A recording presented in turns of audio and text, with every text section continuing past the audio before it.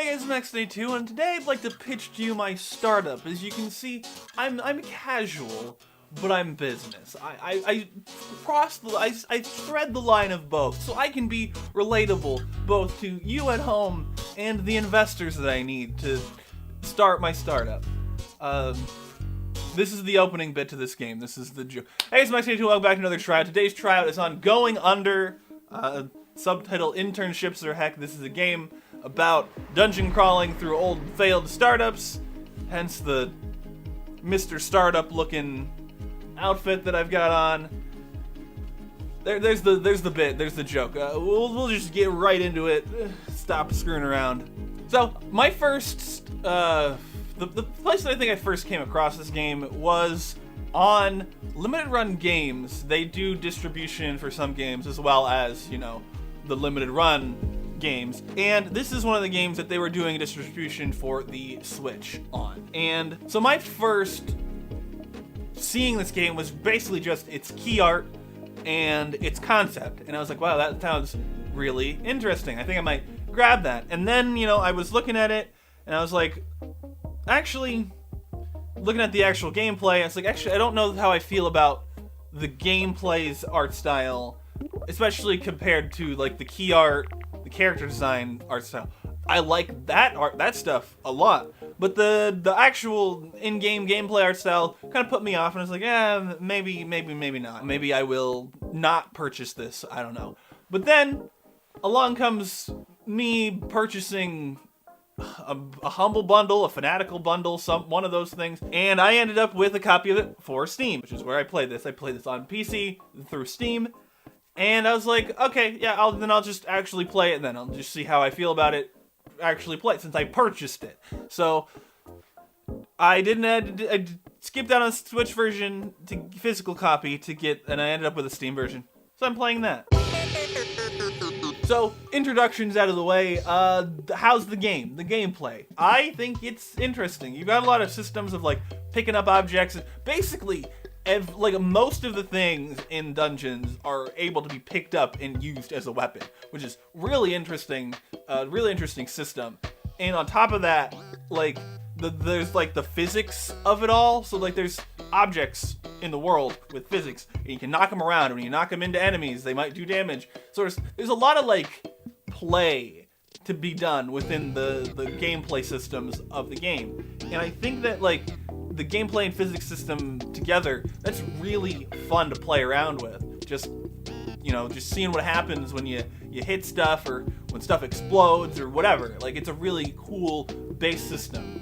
And on top of having at least a cool art style with its key art stuff, the art style of the gameplay, after playing around with it, I can live with it. It's very unique in its own way there. So I think it works with how the gameplay functions.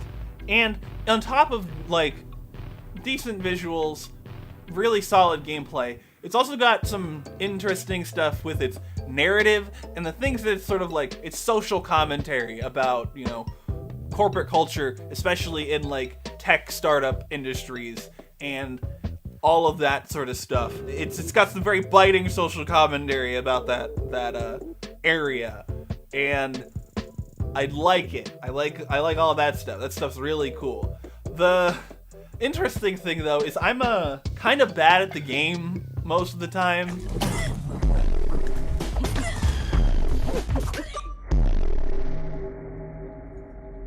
There were a couple runs where I did really well, but most of the time I was just sitting there like, I've gotten like 3 rooms in, and I've not been paying attention to my health, and I can't hit anything, and so I die. I think part of that was because I was playing keyboard and mouse. This might have a better gameplay experience on controller. The controls are not remappable. And like within the game, you can remap keyboard controls or whatever through the computer, through some other software, but the game itself does not have remappable controls, and that's sort of like, okay. Another problem is I probably should have looked in the settings and switched the targeting system from holding to a toggle where I just hit it and it would target someone. But like, that's just stuff that I think kind of comes down to maybe how it plays on a keyboard and mouse. I imagine that this sort of thing it plays better on a controller. Things like this often do. And as for our second piece of negatives here, in the game, since most of the environment can be picked up and used as a weapon, the weapons have durability, they break, often very quickly. And because of this, the weapon breaks, you're barehanded. I think that the game should put another weapon in your hand if you have more than one weapon equipped. Because you can pick up 3 weapons at a time. So I don't get why, if I have 2 other weapons on me and the one that I'm using breaks, there's a lot of visual stuff going on screen at a time. Sometimes you might miss that your weapon is broke.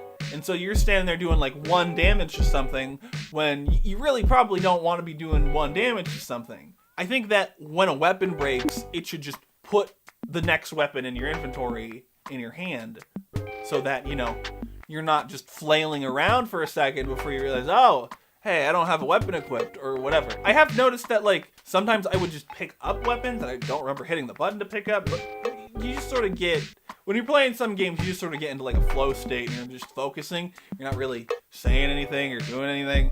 So it's just sort of there's definitely some little pieces that I think could be improved or changed that I think would lead to a better experience. But overall, it's pretty solid. It's interesting that you unlock a second dungeon without having to beat the first dungeon. You might have to beat the first dungeon to unlock the third dungeon. I have 3 dungeons unlocked right now, and I finished the first dungeon, and I've played a run of the second dungeon.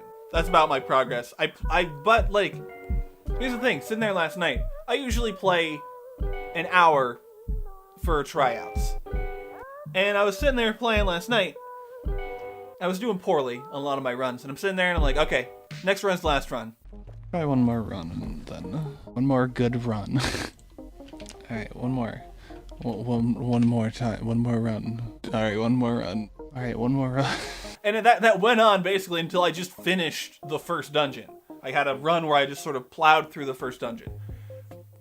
So if a game can do that to you, on a level where you're just I don't want to stop playing, that's good. Your game is successful. If your game can make players go, all right, one more, all right, one more, all right, one more, over and over for 40 minutes,